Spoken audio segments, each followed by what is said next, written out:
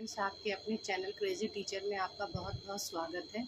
हम लोग क्लास 8 का chapter percentage and its application कर रहे हैं। तो आज हम उसकी एक्सरसाइज 12.4 करेंगे। तो चलिए पहला क्वेश्चन देखते हैं।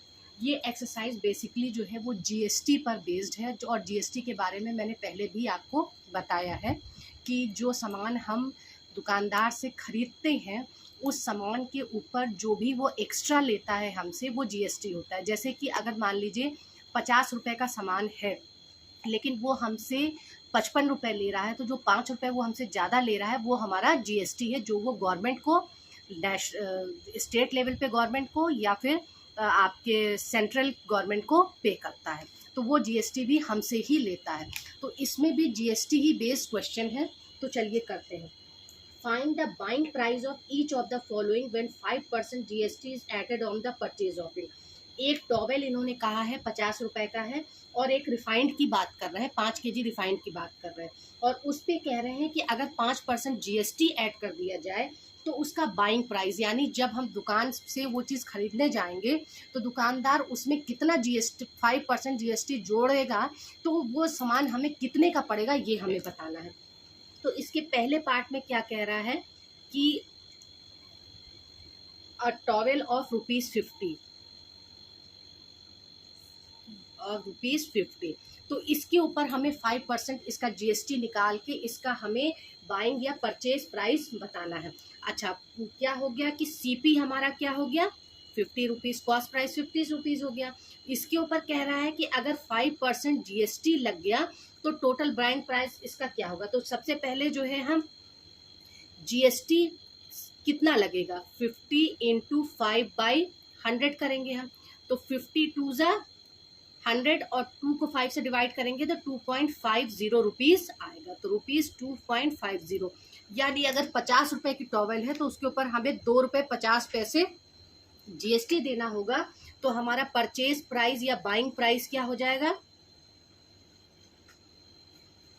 परचेज प्राइस या बाइंग प्राइस हमारा क्या हो जाएगा, 50 में हम ये 2.50 जोड़ देंगे तो हमारा हो जाएगा 52.50 रुपीज़। यानी 50 रुपये की जो टॉवेल थी, अगर उसमें 5% जीएसटी लेगा दुकानदार हमसे, तो वो टॉवेल हमको कितने की पड़ेगी, ₹52.50। यानी ₹52.50 हम दुकानदार को देंगे, तब वो हमें टॉवेल देगा। अब इसका दूसरा पार्ट है कि उसमें इन्होंने बताया है कि 5 केजी रिफाइंड का दाम जो है क्या होगा जब 1 केजी रिफाइंड का दाम इन्होंने 150 रुपये दिया है। तो चलिए 1 KG of refined oil price कितना है, ₹150। तो 5 KG of refined oil price कितना होगा, 150 को हम 5 से मल्टीप्लाई करेंगे तो आ गया ₹750, यानी 5 किलो रिफाइंड का दाम 750 रुपये है। अब इस पर अगर 5% हमको जीएसटी देना पड़ेगा तो टोटल हमको खरीदते समय क्या परचेज प्राइस या क्या बाइंग प्राइस देना होगा, ये हमें बताना है। तो यहाँ पे जीएसटी कितना लग रहा है, 750 रुपये के ऊपर 5% जो है हमें जीएसटी देना होगा। ये हम काट देंगे, और उसके बाद जब हम इसको ये 5 2 ज़ा 10 हो गया, और जब हम इसको डिवाइड करेंगे तो हमारे पास आ जाएगा ₹37.5। यानी 750 रुपये के का जो तेल 5 किलो होगा उस पर हमें ₹37.50 और देना पड़ेगा। तो टोटल हमारा बाइंग प्राइस या परचेज प्राइस क्या हो जाएगा, परचेज और buying price is equal to 750 में हम ₹37.50 जोड़ेंगे तो हमारे पास आएगा 778.50, यानी 778.50 में हम इस तेल 5 किलो तेल को खरीद पाएंगे। अब चलिए क्वेश्चन नंबर हमारा ये 1 था। अब हम क्वेश्चन नंबर, ये हमारा क्वेश्चन नंबर 1 था। अब हम क्वेश्चन नंबर 2 देखते हैं।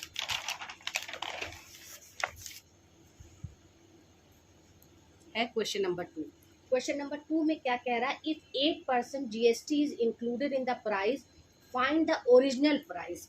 कह रहे हैं कि इसमें भी 2 चीज़ें हैं कि एक टीवी का दिखा रहा है कि 1350 रुपये में टीवी खरीदा, और एक दिखा रहा है कि शैम्पू की बोतल 180 रुपए में खरीदी गई, और उसके ऊपर अगर 8% का जीएसटी लग रहा है तो हमें क्या बताना है, इसका ओरिजिनल प्राइस बताना है। तो ओरिजिनल प्राइस निकालने के लिए हम क्या करेंगे, सबसे पहले हमने लिखा यहाँ पे सीपी, और यहाँ पे हमने लिखा बिलिंग प्राइस, या जो हमारा परचेज प्राइस होगा वो। अब ये कह रहा है कि अगर 8% जीएसटी का, हम ये मान लेते हैं कि जब सीपी हमारा 100 रुपए है और 8% जीएसटी हम देंगे तो वो बाइंग प्राइस हमारा कितना हो जाएगा, 108 रुपए। अब कह रहा है कि बीपी यानी परचेज प्राइस हमारा क्या है, 13,500 रुपए, और वो हमसे कह रहा है कि कॉस्ट प्राइस हमें बताना है। यही तो कह रहा है कि ओरिजिनल प्राइस का मतलब क्या हुआ, बिना जीएसटी के जो प्राइस हमें बताना है बिना जीएसटी के, वो हमारा ओरिजिनल प्राइस होगा। अब हम इसको क्रॉस मल्टीप्लाई करेंगे तो ये होगा 108 into x is equal to 100 into 13,500। तो x is equal to 100 into 13,500 बटे 108। अब हम इसको एक बार 9 से काटेंगे तो 9 1 जा 9, 9 2 जा 18, और ये हो गया हमारा, ये 9 से जाएगा तो ये हो गया हमारा 1500। अब हम इसको फिर 3 से काटेंगे, 3 4 जा 12, और ये हो गया हमारा ये हो गया हमारा 500 रुपये। और फिर अब जब हम इसको 4 से काटेंगे तो ये हो गया हमारा 25। तो अब हमारी क्या वैल्यू हो गई, 25 को हम जब ये 25 गुणे 500 हमारे पास, जब हम इनको मल्टीप्लाई करेंगे तो हमारे पास आ जाएगा रुपीज 12,500 रुपये। तो ये हमारा क्या हो गया, इसका ओरिजिनल प्राइस जो सीपी था वो हमारे ऊपर आ गया कि 12,500 रुपए की चीज 13,500 रुपए की हमने खरीदी। अब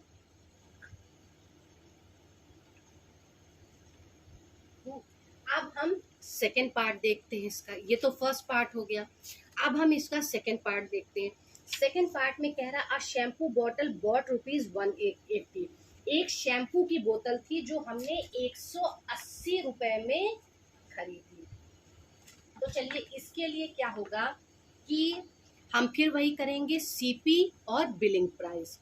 हमने ये माना कि जब वो, अगर हम 100 रुपए का सामान है और 8% हम जीएसटी देंगे तो 108 रुपए का वो हो गया सामान हमारे पास। जब हम 100 रुपए का सामान लेंगे और 8 रुपए हम जीएसटी दे रहे हैं तो 108 रुपए का वो सामान हो गया। अब ये कह रहा है कि जब हमने 180 रुपए की बॉटल खरीदी, यानी बिलिंग प्राइस हमारा 180 रुपए था, तो कॉस्ट प्राइस उसका क्या होगा, फिर यहाँ पे ऐसे ही क्रॉस मल्टीप्लीकेशन होगा, 108 गुणे एक्स इज इक्वल टू 100 गुणे 180, और x इज इक्वल टू 100 गुणे 180 बटे 108। अब हम इसको 9 से काटेंगे तो ये हो गया 12, और ये यहाँ पे हो गया हमारा